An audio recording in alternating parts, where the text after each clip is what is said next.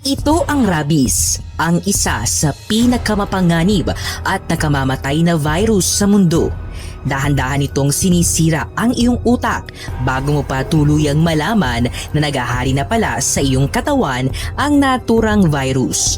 Kaya kung hindi ito maaagapan, wala ka nang magagawa kundi maghintay ng iyong kamatayan.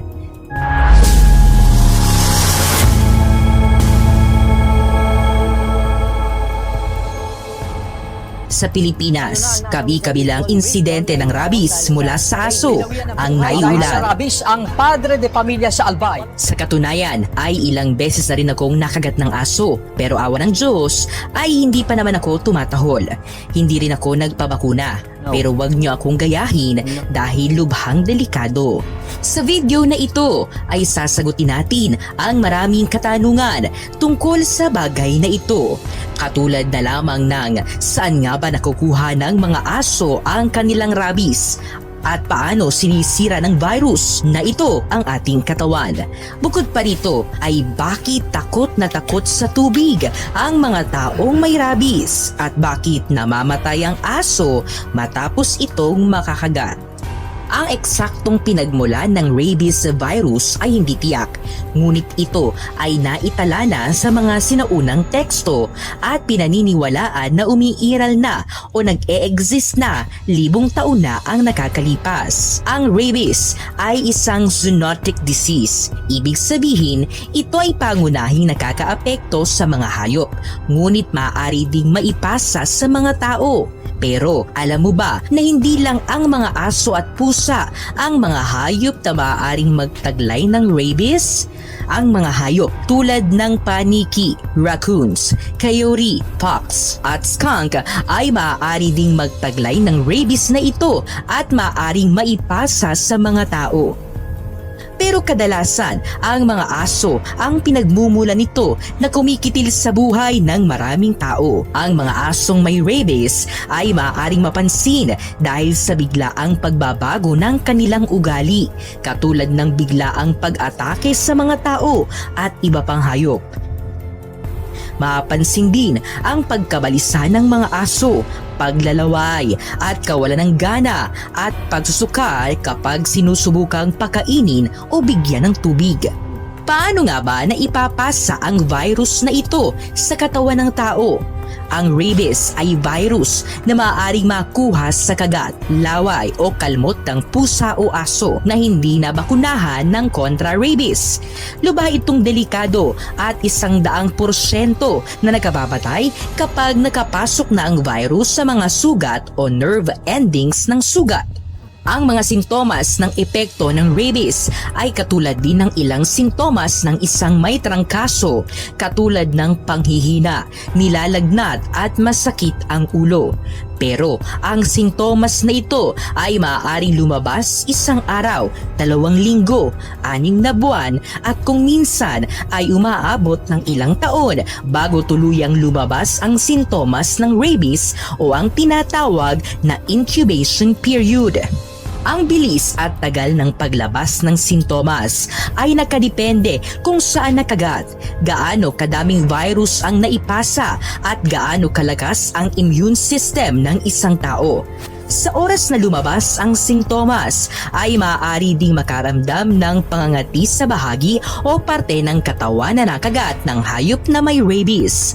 Bukod pa rito, mapapansin din ang pagbabago sa ugali o kilos ng isang tao, gaya ng pagkawala ng ganang kumain at ang tinatawag na hydrophobia. Pero bakit nga ba takot sa tubig ang mga taong may rabies? Ang mga taong may rabies ay madalas na nagkakaroon ng hydrophobia o takot sa tubig bilang isang sintomas ng sakit. Nangyayari ito dahil ang rabies virus ay nakakaapekto sa nervous system na nagdudulot ng matinding muscle spasms sa lalamunan at nagpapahirap sa paglunok. Napakahirap ng pakiramdam na ito dahil kahit matinding uhaw ang kanilang nararamdaman ay hindi nila ito mapawi dahil kapag Kapag sinusubukan nilang uminom ng tubig, ang mga spasms na ito ay nagiging sobrang masakit kaya iniiwasan nilang uminom.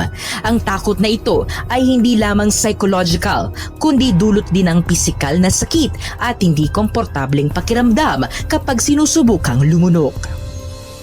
Pero hindi lamang pagkatakot sa tubig ang kanilang nararamdaman, kundi pati na rin ang aerophobia o ang takot sa hangin, katulad na lamang ng makikita sa video. Nangyayari ito dahil ang virus ay nagkakaapekto sa nervous system, partikular sa mga bahagi ng utak na nagkokontrol ng paghinga at paglunok. Mapanood din sa ilang mga video na tila tumatahol ang ibang pasyente kapag tuluyan ng nasira ng virus ang kanilang utak at katawan. Gayunpaman, ang mga tunog na ito ay hindi talaga tahol ng aso. Sa halip, ito ay may kinalaman sa neurological effects. Ang rabies virus ay nakakaapekto sa central nervous system, kabilang ang utak.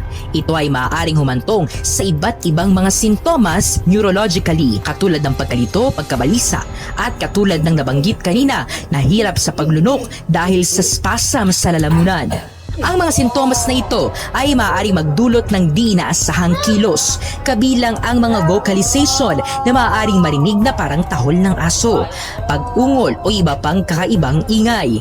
Ang pag-uugaling ito ay kadalasang hindi sinasadya at resulta ng virus na nagkakaapekto sa pagkontrol ng utak at pag-uugali ng tao.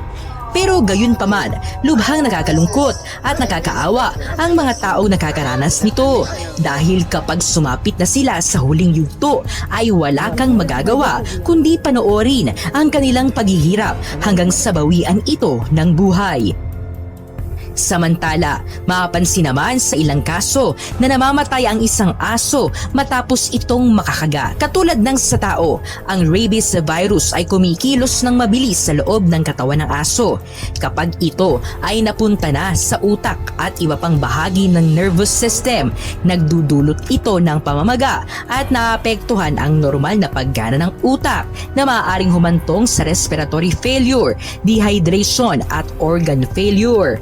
Sa mga panahong ito ay agresibo din ang mga aso, katulad ng mga asong paggala-gala sa lansangan na malaki ang posibilidad na mangagat ng tao. Ibig sabihin, sa mga oras na nakakagat ang aso ay ito rin ang mga panahon na nasa huling yugto na sila at lubhang naapektuhan na ang kanilang utak at nervous system na dahilan ng kanilang pagkamatay. Pero mamatay man ang aso o hindi ay mahalaga pa din na magpabakuna sa oras na makagat ang aso o pusa o iba pang hayop na maaaring magtaglay ng virus na ito. Huwag ding hayaan na gumagala sa kung saan-saan ang mga alaga o magkalkal sa mga basurahan dahil maaaring doon sila makakuha ng virus. Mahalaga din ang pagpapabakuna ng anti-rabies sa mga aso at pusa taon-taon at magpaturok kaagad ng anti-rabies kapag nakagat. Ang rabies ay isang seryosong impeksyon na halos nakamamatay sa oras na magpakita na ang mga sintomas. Ang agarang pangalagang medikal kasama ang post-exposure prophylaxis ay napakahalaga upang maiwasan ang paglabas ng mga sintomas at mapabuti ang tsansang mabuhay.